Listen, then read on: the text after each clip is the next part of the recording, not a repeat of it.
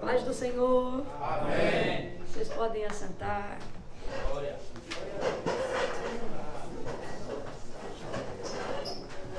Que tarde preciosa. Eu estou muito feliz de estar aqui nessa noite, nessa tarde. Louvar a Deus pela vida de cada um de vocês levantando, né, e dizendo o nome, de onde são e há quanto tempo estão aqui. Quase que eu levantei também, faltou isso aqui. Eu ia dizer boa tarde, meu nome é Camila. Eu não vim de uma família perfeitinha. Meu pai era alcoólatra, minha avó também. Minha mãe não era evangélica e não tinha ninguém que manifestasse o Cristo que hoje eu conheço dentro da minha casa. Mas Deus fez uma obra na minha vida, salvou meu pai, converteu a minha mãe, libertou a minha avó, fez uma obra completa e hoje eu estou aqui para dizer para vocês que Jesus é uma verdade. Não é uma emoção. Jesus não é um plano de contenção para esse momento que vocês estão vivendo. Não é um paliativo para algo que eu ainda não superei. Jesus não é como um remédio para dor de cabeça que precisa de uma cirurgia. Jesus, ele é real e o que vocês estão vivendo aqui não determina absolutamente o fim de um processo. Não, ele determina o início de um processo. E um processo muito bom, como disse a pastora Raquel aqui em oração, melhor é o fim das coisas do que o início delas.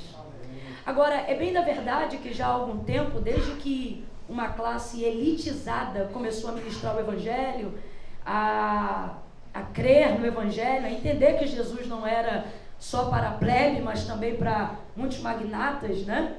Porque na verdade o Jesus que a gente encontra na Bíblia é um Jesus que não vai para o governo, é um Jesus que não se apresenta no que era o sinédrio. Hoje a gente poderia, a grosso modo, falar que isso seria o poder legislativo, judiciário, onde ficava a sinagoga, né? E Jesus não falava com eles, não porque eles fossem melhores ou piores, mas porque eles eram os fariseus. E Jesus, ele dedica todo o tempo que for necessário a um pecador, mas não dedica nem 5 minutos a um hipócrita. E os fariseus, eles eram muito hipócritas. Então a verdade é que o Jesus que a gente olha no texto sagrado, para algumas pessoas ele ficou muito estigmatizado como o Jesus que é só de quem está muito mal, é o Jesus só de quem está muito ruim, está arrebentado, está destruído, ó, você precisa de Jesus. Ao ponto de que algumas pessoas que porque não bebem, não cheiram, não traficam, não fazem nada do tipo, pensam que podem ir à igreja e não precisam fazer uma confissão de fé, pensam que não precisam reconhecer Jesus Cristo como Senhor, porque aparentemente dentro das suas vidas perfeitinhas, elas não acreditam que precisam se arrepender dos seus pecados, elas nem acreditam que tenham pecados do que se arrepender. E isso é um equívoco muito grande. Então, quando eu digo que eu estou muito feliz de estar aqui, eu estou de verdade, porque eu sei que eu poderia estar no evento que havia sido programado para 5, 10 mil pessoas que fosse, mas o melhor lugar em que nós devemos estar é o lugar onde Jesus está. E eu sei que Jesus está hoje aqui. E eu senti no meu coração isso, de dizer isso para vocês, porque em razão de vocês terem conhecido Jesus talvez numa fase da vida muito difícil, para alguns aqui, eu não conheço a história, mas eu acho que se a gente abrisse oportunidade aqui, tem gente aqui que poderia dizer, olha Camila, eu só conheci Jesus, ou eu já havia ouvido falar dele antes, mas só estou conhecendo de verdade ele agora, no pior momento da minha vida, na pior fase da minha vida. E aí a gente precisa tomar um cuidado, porque senão a impressão que a gente tem é que quando a nossa vida melhorar, porque é o que acontece com muita gente, esse Jesus que foi tão imprescindível nesse momento da vida, se torna dispensável em um outro momento. É como, por exemplo, quando alguém tem uma enfermidade incurável, uma doença incurável. Vamos supor que alguém está atravessando um câncer que não pode ser extraído. E é como se essa pessoa tivesse dores, mas já estivesse em estado terminal, e alguém dissesse assim para ela, olha, você precisa tomar esses medicamentos aqui que vão neutralizar a sua dor. A gente vai chamar esses medicamentos de tratamento paliativo. O que é um tratamento paliativo? É algo que não resolve, só ameniza. Sim ou não? Sim. Mais ou menos isso. Por exemplo, muita gente não descobre que está com um problema na cabeça, muita gente não descobre que está com um problema no corpo, porque de tanto tomar remedinho paliativo, não vai fazer um exame e aí não descobre que tem uma enfermidade ali que às vezes era até para morte. Porque o remédio paliativo, ele te dá essa ilusão. Passou a dor na hora, você não sente dor, você pensa que não tem problema. Mais ou menos assim. Você está com a dor de cabeça, seu problema é uma enxaqueca, vai ver você precisa entrar num tratamento severo ou fazer uma cirurgia de alguma coisa, quem sabe. Mas, porque toda vez que dá dor, você vai tomando um remedinho, aí daqui a pouco o teu corpo está imune àquele remedinho, você precisa de um remedinho mais forte, daqui a pouco você precisa de um mais forte, aí você vai tomando. À medida que você toma aquele remedinho, por ele aliviar a dor, ele não cura o problema, ele não trata da inflamação, ele só vai avaliar a dor, aliviar a dor. Então você daqui a pouco não faz mais o exame, não entra na cirurgia, protela o tratamento, porque aquele paliativo está te ajudando. Por que você está falando isso, Camila? Porque eu quero falar rasgado para vocês hoje aqui. Jesus não é paliativo. Ele não é um remedinho que vocês estão tomando nesse momento difícil. Ele não é um ponto onde é seguro para esse momento de fragilidade da vida. Onde a gente está sem a família, onde você recebe uma visita uma vez por mês da sua família, onde você precisa lidar com uma série de coisas, crises de abstinência a longo prazo, abstinência sexual, entre outras coisas, e desertos e inimigos invisíveis, porém reais, que vocês estão lutando aqui diariamente. Jesus não é um remédio que vocês vão segurar nesse tempo. Ai, Camila, você está meio dura. Quer uma coisinha amena, passa a manteiga no pão. Eu vim aqui falando que Jesus colocou na minha boca. Jesus trouxe vocês aqui nessa tarde, me trouxe aqui para dizer, eu não sou paliativo não, eu sou a solução definitiva. Definitiva de vocês. Eu estou com vocês hoje, estarei com vocês amanhã e desejo estar com vocês eternamente. Eu te olhei quando ninguém te via, te ajudei quando ninguém te queria e estou disposto a participar do seu sucesso. Aleluia. Aleluia. Com todo o carinho do mundo, olhe para alguém e diga, Jesus não tem peninha de você. Olha para essa pessoa e diga, Ele te ama. Você está entendendo? Sua mãe tem peninha de você. Tem dia que até seu monitor, eu vi aqui, os caras são grandes. Tem dia que eu acho que até eles devem ter peninha de você. Mas Jesus não tem pena de ninguém. Por que não? Porque Ele não precisa ter pena. Ele tem a solução do seu problema. Agora vocês precisam ter isso de maneira consciente. Preste atenção. Não é de maneira espiritual, é de maneira consciente. O quê? Compreender que viver uma experiência com Jesus nesse lugar, ela pode determinar um início, mas não determinará o fim do meu processo. Em que sentido? No sentido de que depois daqui tem ainda muita vida para acontecer. Tem família para restaurar, tem emprego, tem finança para colocar em dia. Jesus não quer que você seja alguém que saiu daqui para dizer para o mundo, olha, eu venci as drogas. Jesus quer que você saia daqui e diga, venci as drogas, foi pinto, eu me venci. Eu me superei. Eu consegui ir além daquilo que eu imaginava. E se eu estou falando isso, e se Jesus está mandando eu dizer isso, é porque vocês têm capacidade para isso. O narcótico nocivo mais antigo do mundo não é a cocaína, nem o crack, nem a maconha, tudo isso aí é novidade da década de 80 para cá. O narcótico nocivo, a droga nociva, destrutiva mais antiga do mundo chama-se vaidade. Vaidade. Satanás usa ela, o homem usa ela, pessoas de uma inteligência elevada para confundirem outras usam ela. Qual? A vaidade. E por que ela é um narcótico? Porque Salomão, no auge da sua vida, vai escrever um livro na Bíblia chamado Eclesiastes. Esse livro ele enaltece a sabedoria, porque foi quando a sua sabedoria e a sua genialidade beiraram quase a loucura de tão inteligente que ele chegou a ser. O Senhor Deus disse que um homem igual a Salomão antes dele jamais haveria, e depois dele igual a ele também nunca mais haveria, de tão inteligente, de tão sábio que ele foi. Quando ele chega no auge dessa sabedoria, ele escreve Eclesiastes, que foi o seu último livro. E se você pudesse resumir tudo o que Salomão ensina em Eclesiastes em uma palavra, você poderia resumir esta palavra, ou este livro em uma palavra, que é vaidade. Porque ao trecho ou ao final de cada capítulo, inclusive ao último capítulo do livro, ele resume tudo que ele ensinou, tudo que ele viveu, tudo que ele aprendeu, tudo que ele quis ter, dizendo o seguinte, então eu aprendi que tudo é vaidade. Tudo é vaidade. Vaidade não tem nada a ver com usar calça ou bermuda. Vaidade não tem nada a ver com usar brinco ou saia. Vaidade tem a ver com o nosso ego. E quando eu chamo ela de narcótico nocivo, é porque o Satanás não precisa necessariamente de uma droga para me dopar.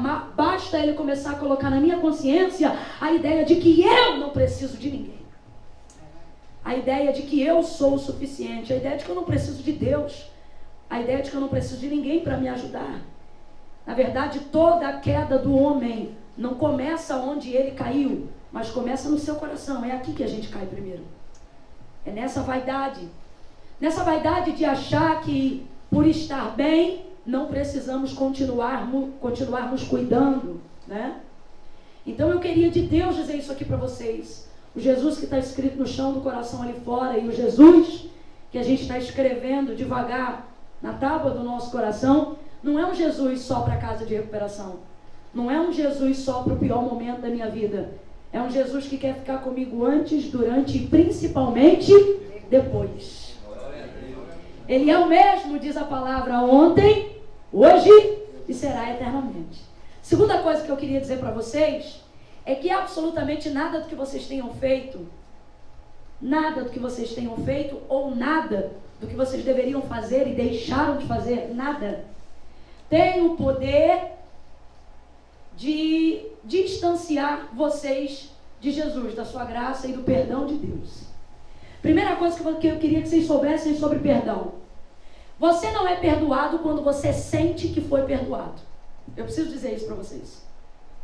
Você não é perdoado quando você sente que você é perdoado, porque o nosso coração é enganoso. Quem aqui já fez uma burrada, já cometeu um erro, porque achou que o coração liberou para fazer aquilo? Meu coração está dizendo que é para isso. Depois você deu com a cara na parede. Eu fui fazer um investimento há 9 meses atrás, e eu já estava orando, dizendo assim: Senhor, dá um plano de negócio, um plano de investimento. Eu preciso de uma área para investir. Guardei dinheiro de trabalho de muitos anos. E aí apareceu uma pessoa que combinava, mano, com a oração que eu tinha feito. Falei: rapaz, esse cara aí, eu acho que ele tem a chave. E aí, como eu já estava orando muito antes, não orei durante o negócio. E aí, quando a pessoa veio e me apresentou o plano de investimento, eu falei assim, não, isso aí eu estou sentindo paz, estou sentindo que é para investir. Peguei aquele dinheiro, entreguei a essa pessoa, e a pessoa era um sem vergonha, um ladrão. Levou o dinheiro de muita gente, dinheiro de anos de trabalho. Aí se você pergunta: Camila, você é tão espiritual, você é tão crente, você não percebeu? Não, eu não percebi. E por que não percebeu? Porque eu confiei na paz que eu senti no meu coração. E a Bíblia diz que o coração é o quê? Enganoso. Então a gente espiritualiza, começa a servir a Deus, e aí a gente pensa que não vai mais acontecer nada. E a gente começa a dar respostas por nós mesmos.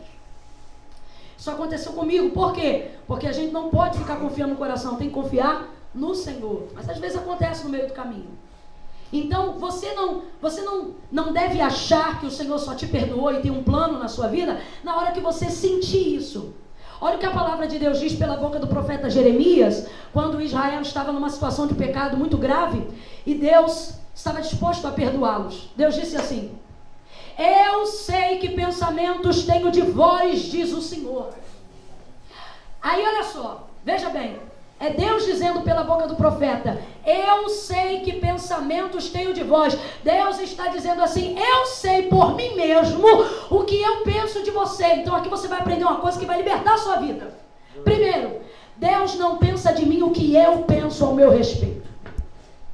Porque consciente do que você fez, de onde você veio, do que você deixou de fazer, do que você, sei lá, seja o que for, você pensa assim: se Deus pensa de mim a verdade, Deus sabe que eu sou viciado em pornografia, viciado em masturbação. Deus sabe que eu sou viciado no uso disso, viciado no uso daquilo. Você pensa: então eu devo ser uma pessoa que eu não presto. Só que o que Deus está dizendo pela boca do profeta Jeremias?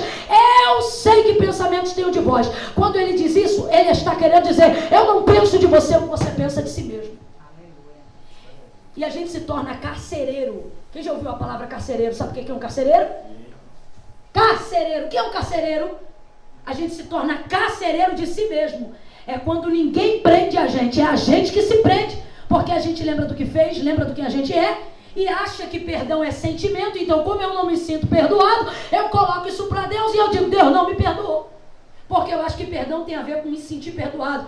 Mas em nome de Jesus, eu não vim pregar o que você pensa, nem vim pregar o que eu acho. Eu vim falar o que a Bíblia diz, porque céus e terra passarão, mas o que está escrito aqui nunca passa, é a verdade. E o que está escrito aqui, eu e você precisamos aprender, é que eu não sou perdoado quando eu me sinto perdoado. Que o que eu penso sobre mim, Deus não pensa sobre mim. Ah, Camila, mas e o que pensam de mim? Deus também não é influenciado pela opinião que as pessoas têm ao seu respeito. Eu posso ser influenciada. Se alguém chegar aqui para mim, conheci o Euler hoje, gente boa, gostei dele. Mas vamos supor que eu fique aqui 10 dias e chegue 5 de vocês que estão aqui e comece a queimar o filme do Euler para mim. Euler isso tudo não, hein? Euler é isso, Euler é aquilo. Daqui a pouco eu vou me sentir contaminada, porque a opinião das pessoas sobre as outras influenciam a nossa opinião sobre elas. Sim ou não? Sim. Sim ou não? Sim. Agora, Deus está dizendo: ninguém influencia o que eu penso sobre você. Antes que te formasse no ventre, eu te conheci, disse ele para o profeta Jeremias. Posso te falar uma coisa? Quem aqui não se via aqui no início da sua vida? Não, eu nunca vou me envolver com droga. Não, eu nunca. Quem aqui nunca se viu nessa situação? Pois é. A gente muda. Esse exemplo foi para o sentido negativo, mas tem também no positivo. Quem aqui viveu um dia muito mal, num dia de vício, num dia de dor, e pensou: eu nunca vou conseguir ficar um dia sem usar isso. Nunca vou conseguir, não tem. E já está aí 30, 20, 15, 100, 130 e poucos dias sem usar. Porque a gente muda. A gente... Completa para mim, por favor. A gente muda. A gente muda. Tem coisas que a gente diz assim: rapaz, eu nunca vou fazer isso. Daqui a pouco está lá fazendo. A gente muda. O que Deus está dizendo para mim e para você é: nem você se conhece direito. Mas quando ele diz: eu sei que pensamentos tenho de vós, ele está dizendo: mas eu te conheço. Posso falar uma coisa aqui para você? Você não nasceu dependente químico. Ninguém nasce dependente químico. Ninguém nasce com nenhuma das mazelas que hoje a gente carrega. Então é por isso que eu não posso olhar para vocês hoje, ou anteriormente a esse momento que vocês estão vivendo hoje, e dizer assim: ah, fulano é um viciado. Não posso. Porque ninguém nasce viciado. O artigo ele vem da definição do ser. É por isso que você não olha para alguém, por exemplo, que está no vício do álcool. Você não diz assim: ah, fulano é um alcoólatra. Está errado dizer. Porque ninguém nasce alcoólatra. Então ele não é. Porque é característica permanente do ser. Você deveria olhar para essa pessoa e dizer: fulano está alcoólatra. Porque está é advérbio de tempo, característica temporária. Significa que tudo que está não determina que é, só determina que és. E se é questão de tempo, é passageiro.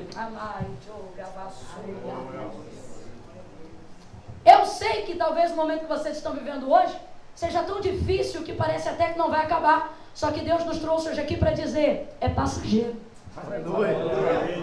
Você não é, você só está. Aleluia! E guarde isso no seu coração e não esqueça nunca mais. Como você está não determina quem você é. Mas se você se lembrar de quem você é, você muda como você está. Porque estar é temporário, mas a característica do ser é permanente. Quem é você? Você é filho amado de Deus, meu filho. Aleluia!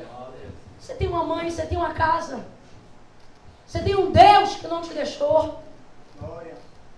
Você tem ainda um plano de vida. Será que você nunca pensou por que gente que estava no mesmo lugar que você, usando a mesma coisa que você, fazendo a mesma coisa que você tem vida para contar história, e essa gente não está mais hoje na terra?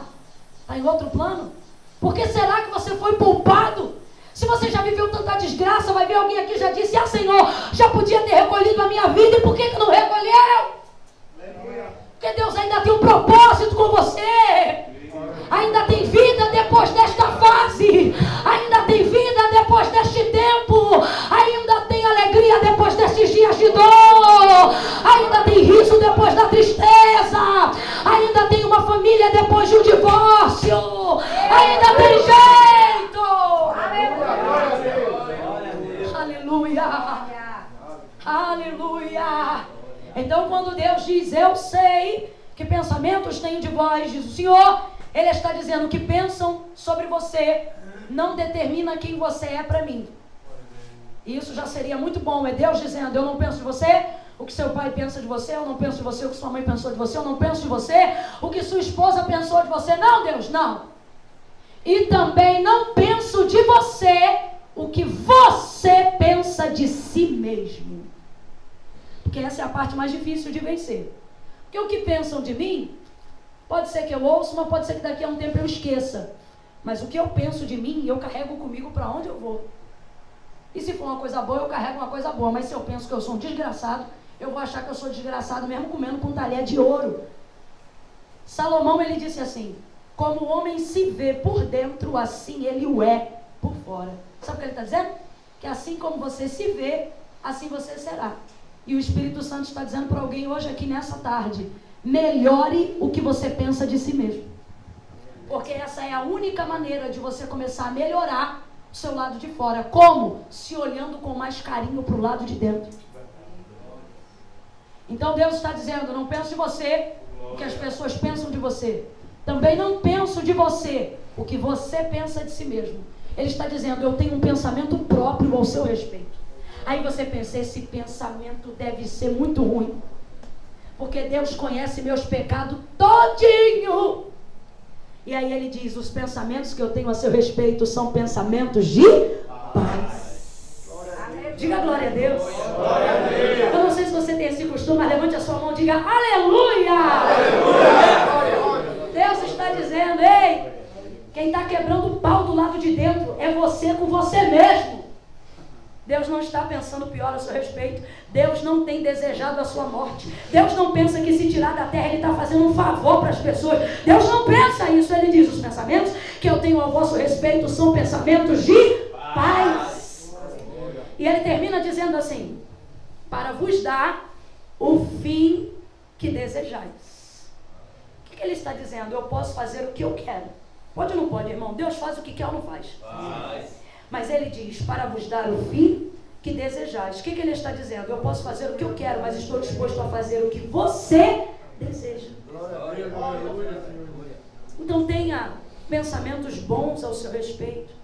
Que curso você quer fazer na faculdade depois que você sair daqui? Camila, nem terceiro ano eu ainda tenho. Então pense, qual é a escola pública que vai conseguir te patrocinar um supletivo? Que tipo de trabalho você quer ter depois daqui? Empresário de que ramo? Concursado de que setor? Ah, Camila, mas isso é viagem. Irmãos, eu também viajava. Eu viajava porque eu não tinha condições de nada, mas eu me via do lado de dentro fazendo as coisas que eu faço hoje, mesmo quando eu não tinha absolutamente nada do lado de fora. Nós dormíamos em esteira, na nossa casa não tinha banheiro. Quando a gente queria ir no banheiro, a gente ia, às vezes, para o brejo, na casa de minha avó, no caso.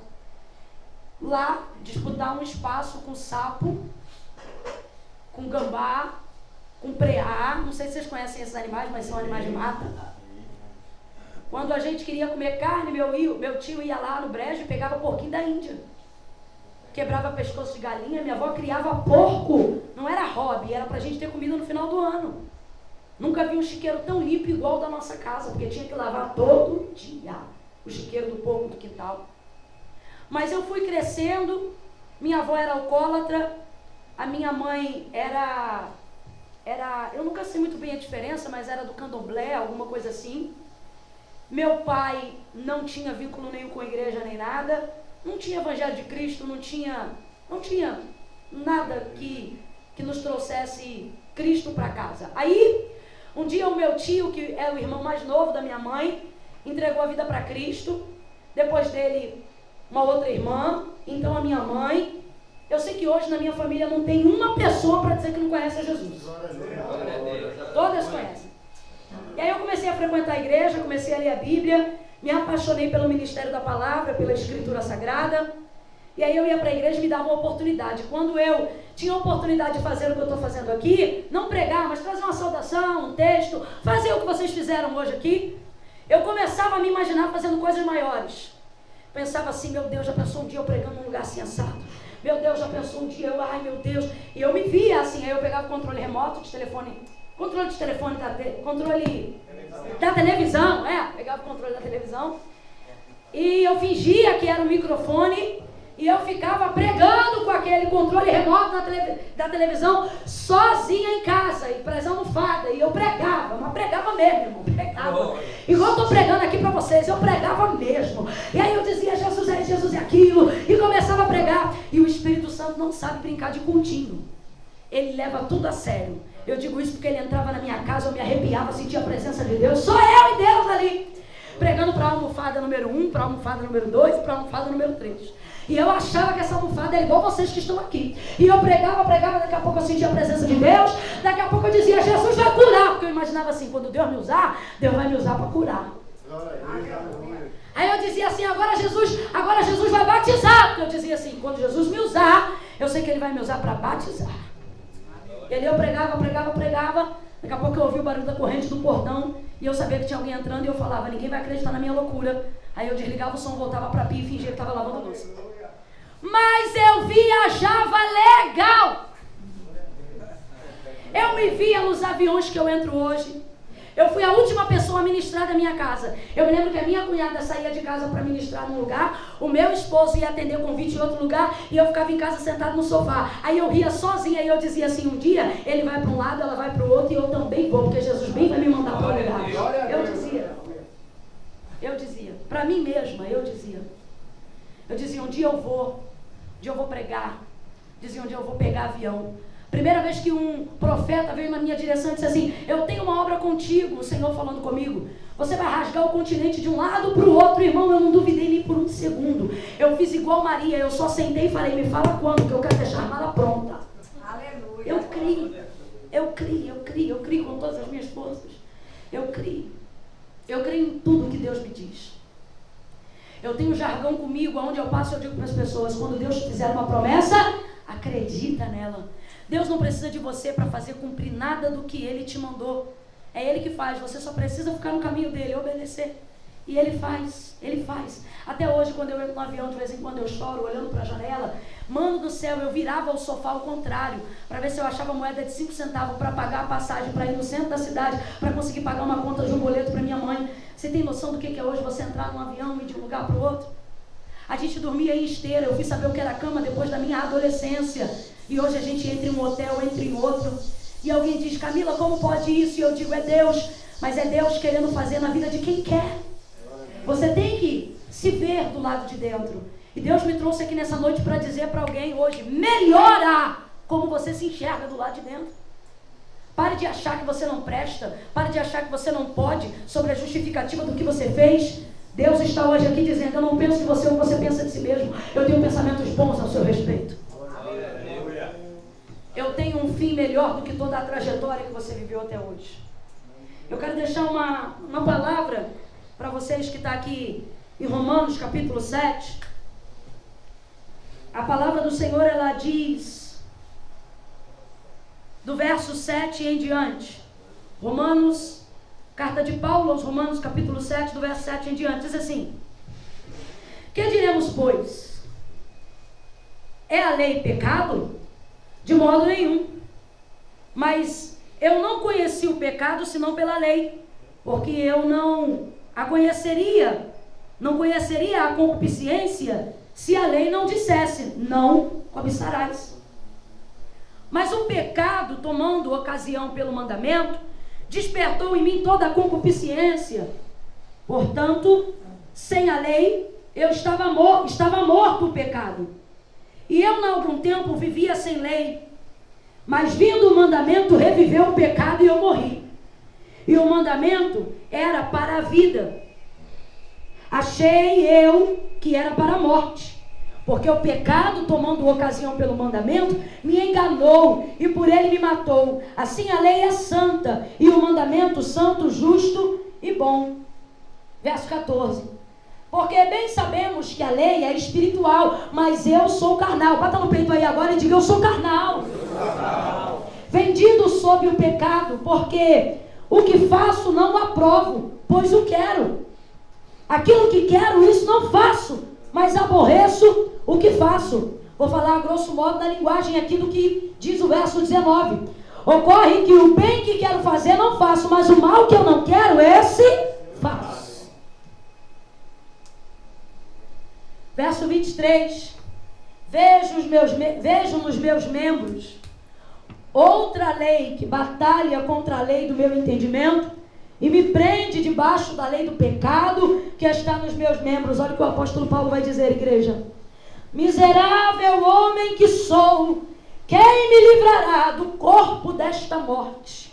Mas dou graças a Deus por Jesus Cristo nosso Senhor, assim que eu mesmo, com o entendimento, sirvo a lei de Deus, mas com a carne, a lei do pecado. Somente até aqui. Apóstolo Paulo não é qualquer pessoa, não. É o tipo de apóstolo que a gente tem que respeitar muito. Poliglota, inteligente, alguém que renunciou uma vida pré-montada para viver por amor da obra de Deus. Alguém que escreveu as cartas principais que dão base à igreja e aplicam a doutrina de fé e salvação. Esse cabra aqui é muito bom.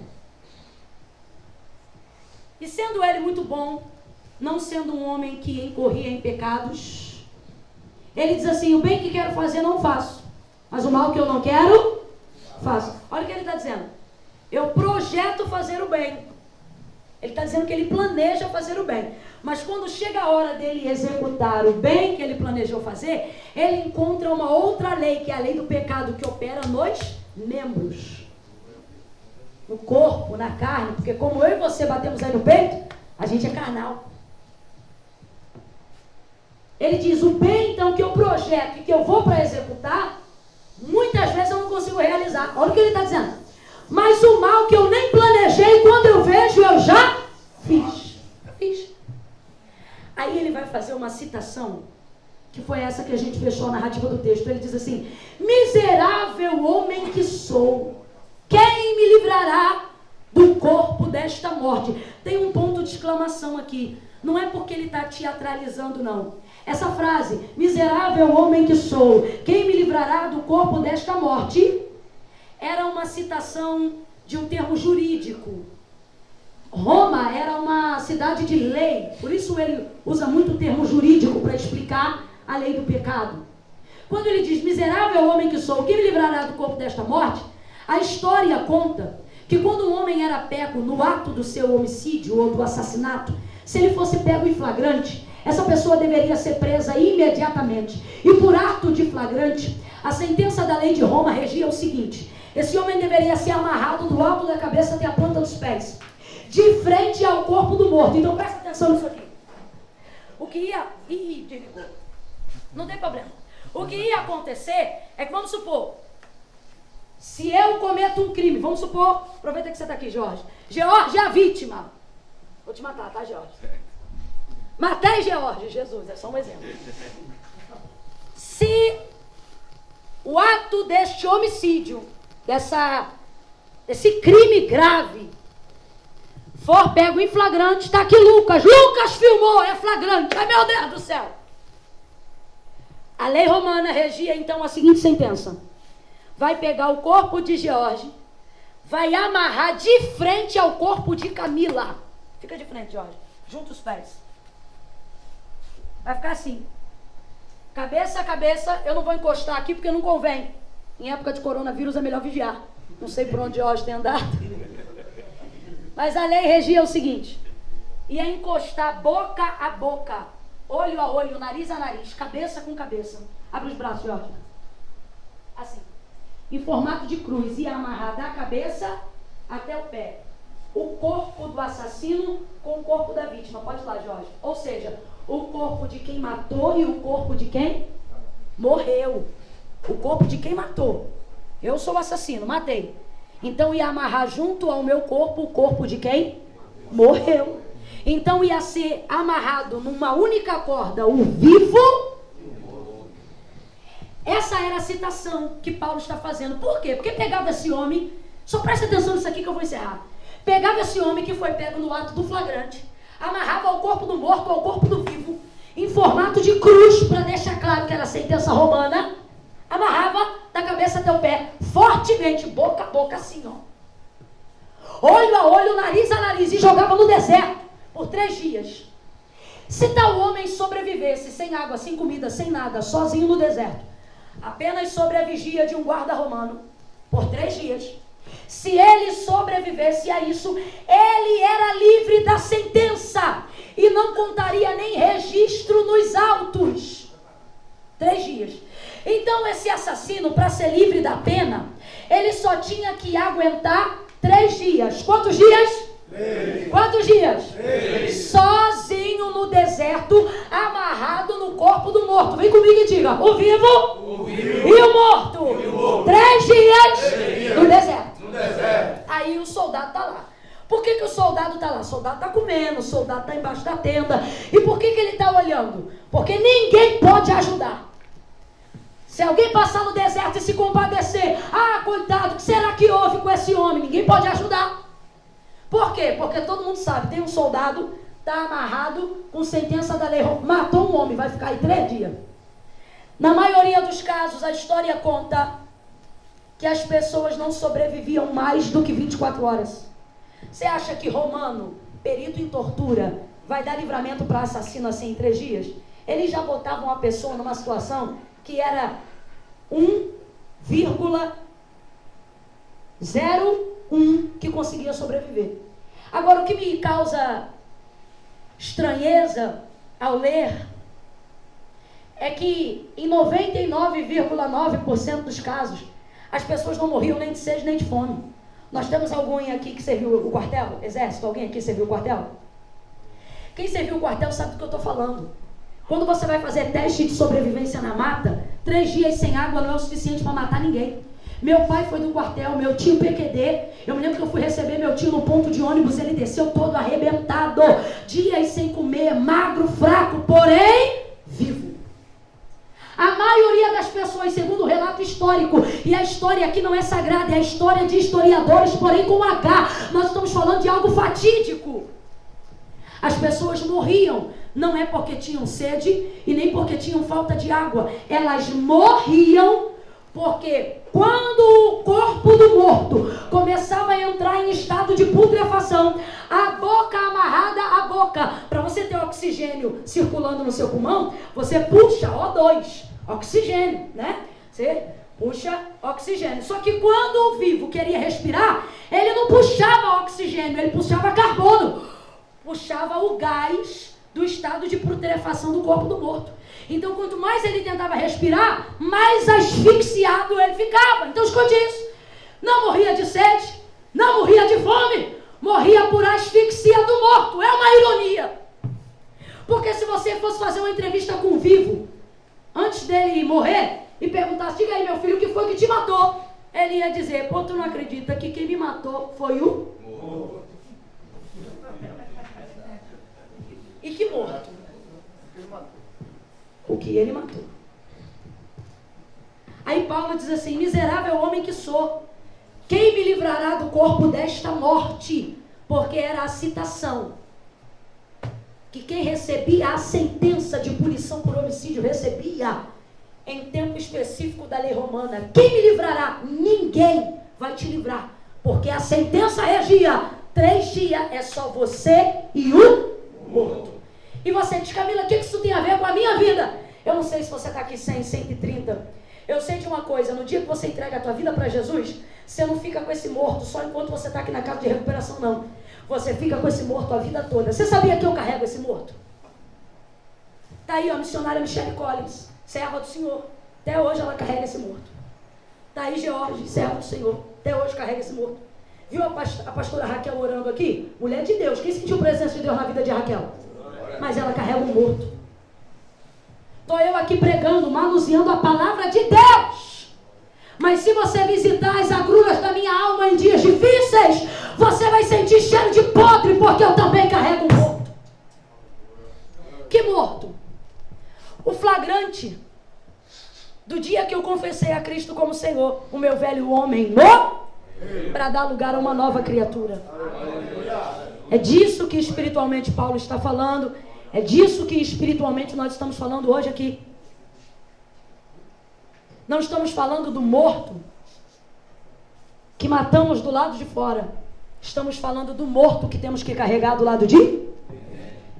E o que é estranho? É estranho porque ele está morto, mas produz coisas que, se eu não vigiar, ele vai me levar à morte. Então eu vou repetir, porque eu quero que você guarde essa ilustração no final dessa mensagem. Podia ter morrido de sede, mas não morreu. Podia ter morrido de fome, mas não era de fome que morria. Morria asfixiado pelo estado de putrefação que o corpo do morto entrava. Então, quando ele queria buscar oxigênio, só respirava os gases que liberavam o corpo do morto. Porque você sabe que morto libera gases, né? Quem aqui já ouviu conversa de que morto mexeu no dia do funeral? Quem aqui já ouviu conversa de gente que trabalha no necrotério que o morto se mexeu lá na mesa fria? E mexe mesmo, não porque está vivo, mas por causa de espasmos e liberação de gases, dependendo da morte de cada um. E é esse o caso. Vivemos para Cristo, mas carregamos um morto do qual matamos para o mundo, de uma vida de pecado, de uma vida de erro. Camila, então o que é que eu faço? Olha para quem está ao seu lado e diga: sobreviva. Sobreviva. Olha de novo para essa pessoa e diga com mais força: diga sobreviva. A palavra de Deus para você nesse dia é essa: não deixe o morto que um dia você venceu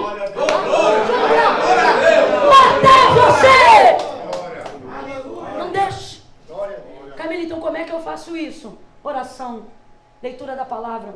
Há 3 dias, para não dizer que eu estou mentindo, de ontem para hoje é que acabou, mas 3 dias atrás, contando de ontem para trás, há 3 dias eu acordo, eu abro o olho e eu ouço assim na minha mente, desse jeito: pensai nas coisas de cima e não cumprireis a concupiscência da carne.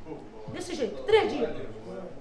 Acordo no outro dia: pensais nas coisas do Espírito e não cumprireis a concupiscência da carne. 3 dias. Eu disse: Senhor, me ajuda. O que eu entendi? O Espírito me alertando, dizendo: olha, você está esfriando. Foi isso que eu entendi. O Espírito dizendo: ó, você está ficando carnal demais. Nós batemos hoje no peito aqui e dizemos: eu sou carnal, porque a gente é ou não é? Não toma banho não, para ver se não fede. Tem uns aqui que tomando banho a gente já diz: Jesus, tomou banho agora. Normal. A carne é assim. Irmão, olha para cá. Carne não converte. Carne quer olhar para a mulher que não é sua. Carne quer fazer o que não deve. Carne quer falar mal dos outros. Carne, é carne. O homem natural também não discerne as coisas do Espírito. Quem é o homem natural? O homem natural não é o ímpio, não é o homem mau, mas é o desligado. Não entende nada. Estou eu aqui pregando, e se tivesse um homem natural aqui, ele está na mente assim: desligado. É o homem natural, não compreende as coisas do Espírito. Mas o que a Bíblia diz? Aquele que é do Espírito, tudo discerne, nada dele é discernido.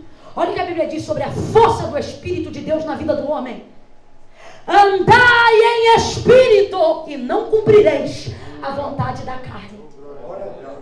É fácil andar em Espírito? Não, mas é possível. E quando você anda em Espírito, o Espírito peleja pelo corpo inteiro. Vou falar que você vai entender. A pele fica melhor, o cabelo fica melhor, a psicologia fica melhor, a inteligência fica melhor, o reflexo fica melhor, porque o Espírito não é egoísta. Ele peleja pela alma, pelo Espírito e pelo corpo. Salomão disse assim: se o teu Espírito estiver vivo, ele animará todo o corpo. Olha o que ele diz: mas se o teu espírito estiver abatido, quem pois o animará? Olha o que ele está dizendo: o espírito ajuda o corpo, mas se o corpo estiver bem e o espírito estiver caído, o corpo não ajuda o espírito não. O corpo deixa o espírito caído. Deus está dizendo: se você corrigir o lado de dentro, deixa que eu cuido de tudo do lado de fora. Eu cuido do teu sangue. Eu cuido das tuas necessidades fisiológicas. Eu cuido das suas necessidades em todas as áreas. Olha para quem está do seu lado e diga: cuida do Espírito. E o Espírito cuidará de você. Agora olhe para ele de novo ou para ela e diga para esta pessoa: não deixe. Fala bem forte: não deixe o morto que você venceu matar você. Fica de pé quem não vai deixar o morto matar o vivo.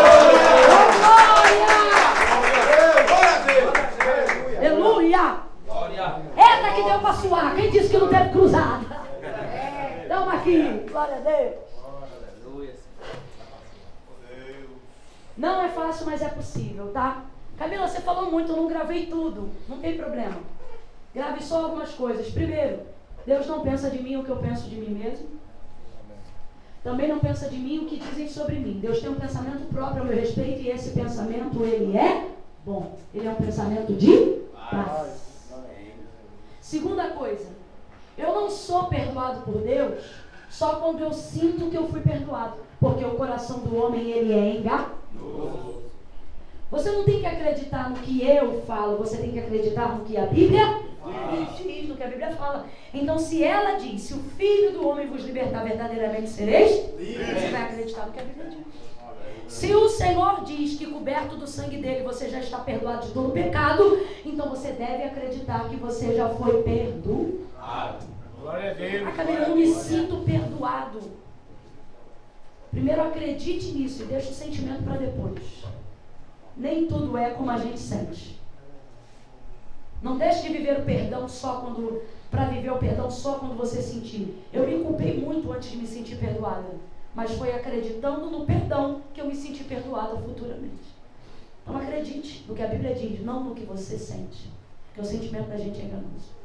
Por fim, não deixe o morto que você está matando aqui todo dia. Porque ninguém está vendo, mas no mundo espiritual a guerra está, você está embolado. Eu tenho certeza que tem dia que alguém aqui acorda e diz, hoje eu vou vazar daqui. Mas o Espírito que te ajuda diz, hoje não. Mais um dia. E você está superando. Então faça a vontade do Espírito. E ele vai ajudar todo o seu corpo. Vai ajudar todo o seu sangue. Vai ajudar toda a sua vida. E por fim, o apóstolo Paulo encerra a carreira dele com uma frase. Você já deve ter ouvido essa frase. Ele diz assim, no final do seu apostolado, de sua vida: combati o bom combate, encerrei a carreira e guardei a fé. Olhe, essa palavra já salvou minha vida. Porque em dias que eu estava bem, eu pensava, estou convertida, virei uma super crente. Eita, que agora eu vou arrebentar com o capeta, ninguém mais me segura. Só que no outro dia que eu declinava, pecava, caía, errava, fazia alguma coisa que não era condizente com o Espírito, eu dizia, tá ruim pra mim. E o dia que você vai lá embaixo, são mais dias do que o dia que você fica lá em cima. E aí eu indo lá embaixo, e aí eu dizia, eita, que tá ruim pra mim. Aí um dia eu li esse texto, e aí o Senhor disse pra mim, veja, Paulo venceu ou não venceu? Foi fiel até a morte, então venceu ou não venceu? Mas ele não terminou a carreira dele dizendo, eu venci. Ele terminou a carreira dele dizendo, eu combati. Salvou minha vida porque quando eu achava que não dava mais para eu ser crente, quando eu pensava assim, Senhor, eu não vou ser santa, como o Senhor quer que eu seja. Eu não consigo atingir o padrão que o Senhor merece. Eu não consigo ser a filha que o Senhor merece. Tem dias que eu me sinto a pior filha que Deus podia ter. Eu digo, Deus, tu merecia filho melhor. Aí nesses dias, o Espírito diz assim para mim, lembra de Paulo?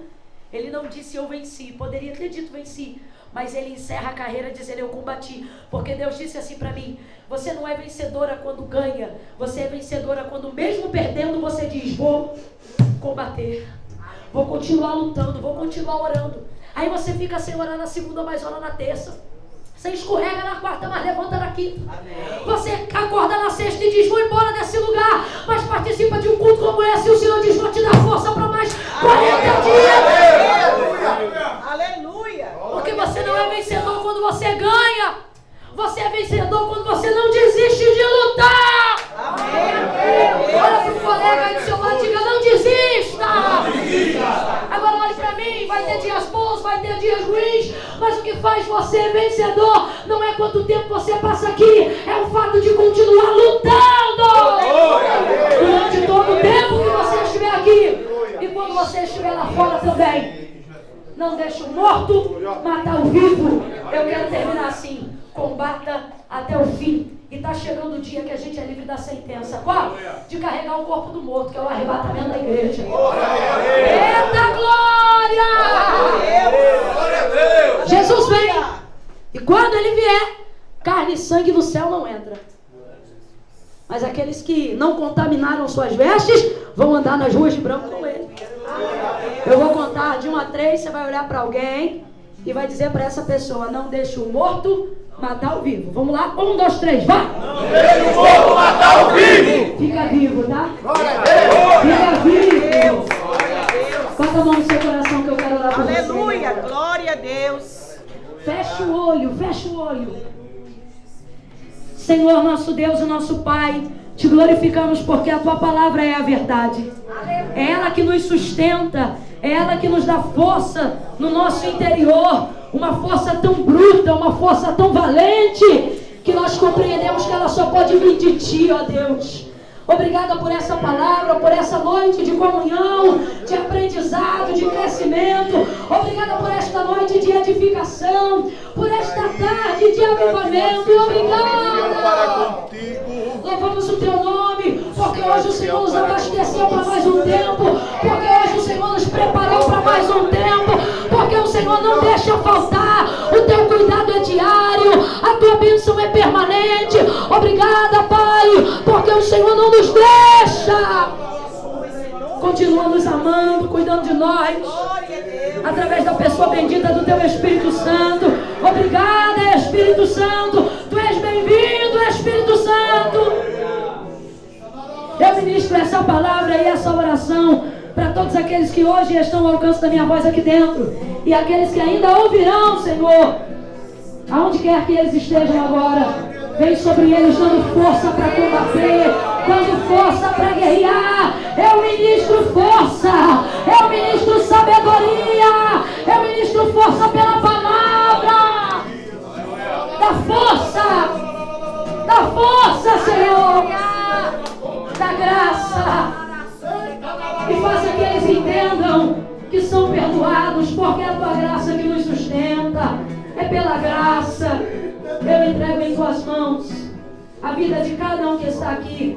Te peço a vida daqueles que vão ouvir essa palavra na internet e vão entregar a vida para Jesus. Recebe eles na tua presença. Escreve o nome deles no livro da vida.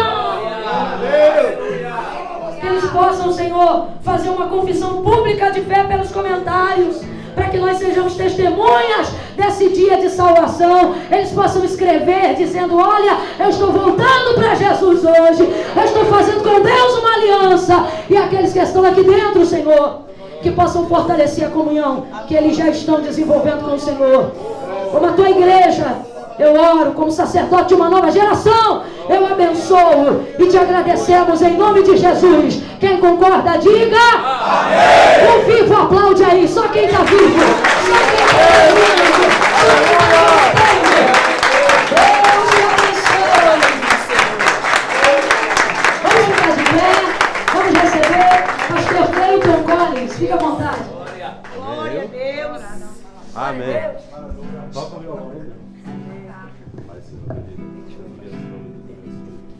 Pai do Senhor, meus irmãos. Amém. Agora pode sentar que é a vigília. Eita. Depois de uma palavra poderosa dessa, não, calma, senhor, calma.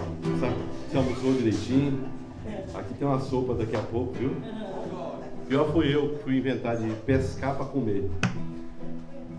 Queridos, agradecer a Deus pela vida da pastora Camila, sua equipe, né? Sua equipe ali sua equipanheira, né?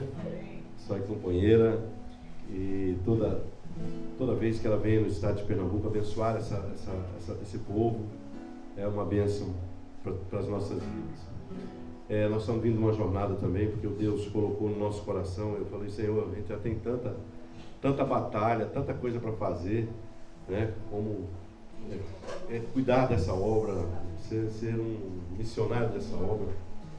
E Deus colocou no nosso coração um propósito de unidade, né? Trabalhar a unidade da igreja, unir os pastores, os ministérios. Não é com cunho político, nada disso. É algo que Deus colocou no nosso coração. Eu lendo a palavra do Senhor, aquele versículo de João ali, que diz que Jesus falando, né? Pai, que nós sejamos, que eles sejam um em nós, assim como eu sou um com o Senhor, para que saiba, para que o mundo veja, né? Que tu me enviaste.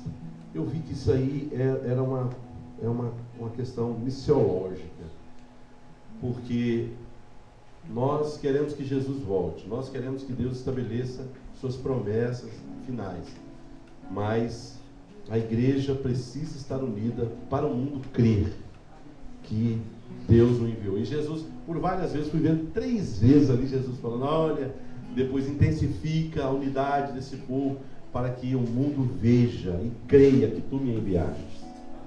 Então, a unidade é bênção. Nós estamos louvando, vindo no café da manhã também de pastores. E, amém. Agora. Por quê? A pressa. Jesus está voltando. Quem crê que Jesus está voltando? Você crê mesmo? Ele está voltando. Tem gente que fala, meu Deus, né? Tem gente correndo aí do coronavírus, de tanta coisa, de tantas profecias que já se cumpriram.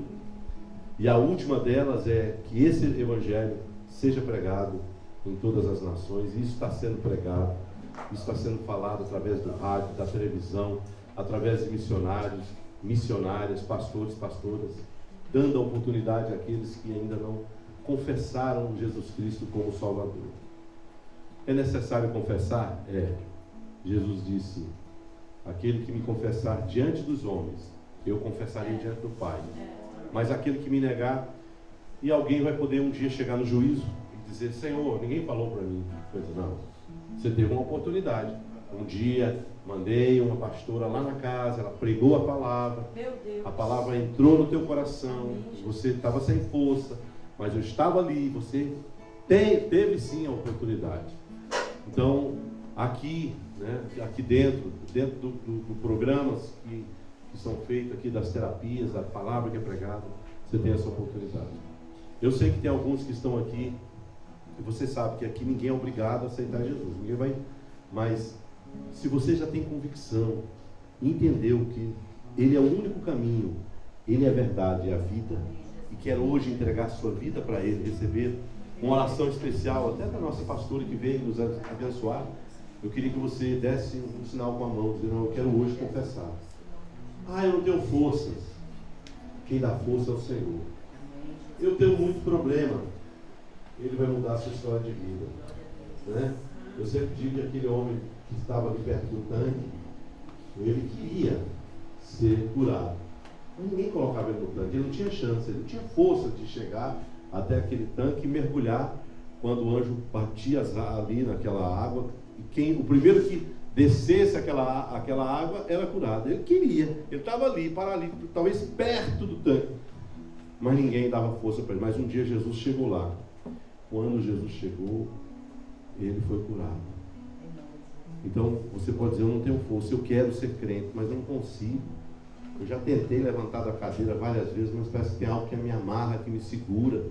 Eu fico pensando como é que a sociedade vai pensar, como é que minha família vai pensar. Meu irmão, não pense o que alguém vai pensar. Pense que você precisa de Jesus. Que você precisa estabelecer essa aliança com Ele a partir da sua confissão. Quando você diz assim, eu quero. E aí é Ele que vai tomar conta da sua vida. É Ele que vai mudar a sua história de vida. É Ele. Então você precisa tomar esse passo. Há alguém aqui nessa tarde que hoje gostaria de confessar e para a gente orar, né?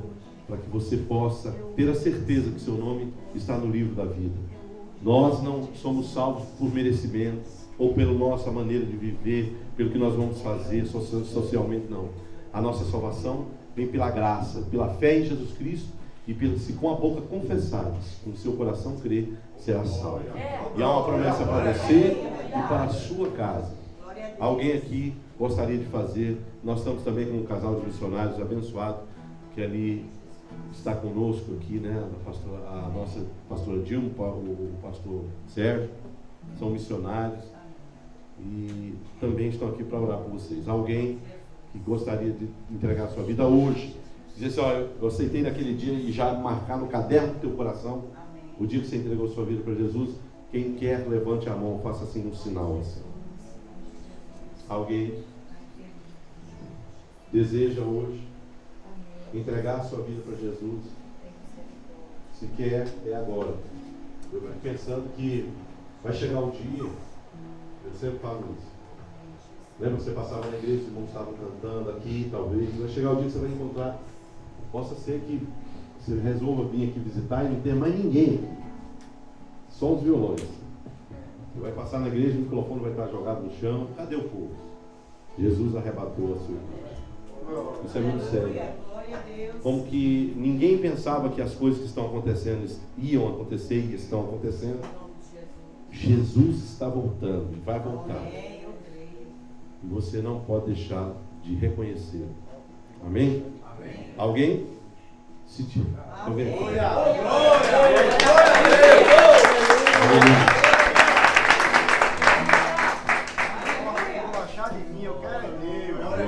Glória! Há mais alguém? Se tiver bem. Por quê? A gente programa, né? Coisas do dia de amanhã. Hoje, aleluia!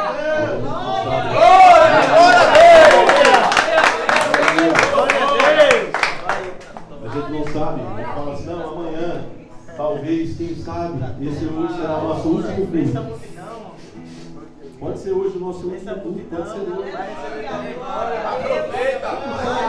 Pode ser um dia. Vai receber a tua vitória, mano.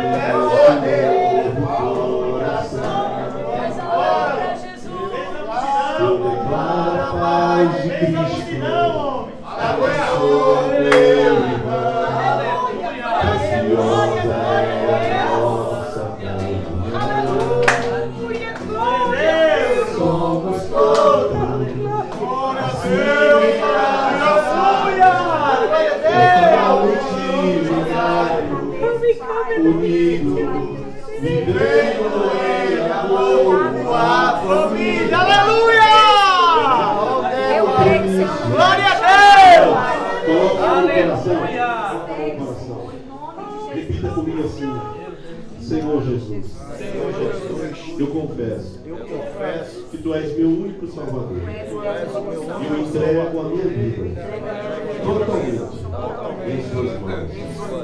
Jesus, perdoa os meus pecados, perdoa o meu passado de pecado e me ajuda, Senhor, de hoje em diante.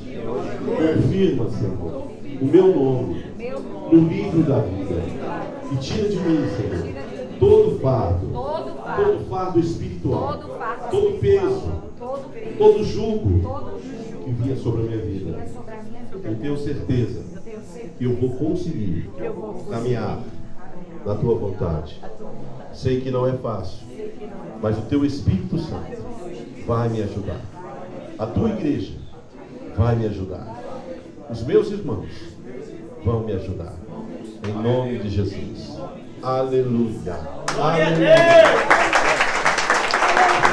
Senhor nosso Deus e nosso Pai, nós Te celebramos, nós Te agradecemos, nós Te glorificamos, nós Te bendizemos, porque nesta noite a festa no céu, mas a festa na terra também. Obrigada pela vida de cada um deles, enche eles do Teu Espírito, dá eles força, perseverança para fazer a Tua vontade e o Teu querer. Como ministros de uma nova aliança e sacerdotes de uma nova geração, nós os abençoamos no poderoso nome de Jesus. E a igreja que concorda, diga amém! Aleluia, aleluia. Glória a Deus.